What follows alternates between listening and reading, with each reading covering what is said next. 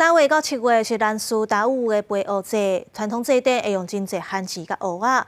不过最近煞有规片蚵仔园去互野猪忽了了，族人上山要掠猪嘛掠袂着，希望公所请专业的达人斗相共。南苏乡龙岛部落40外个族人组成巡守队，扎对讲机甲狗仔到山林掠野猪仔，因为真侪蚵仔残，互野猪仔去了，为鱼节要用的蚵仔制品。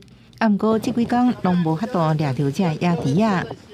所以装备器具上面我们也比较缺乏，再来人力啊。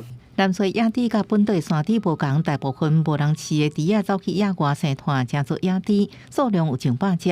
不过因的行动真溜达，爱用人力真歹掠，因为野猪族群愈来愈大，严重破坏农产甲生态环境，互居民是真困扰。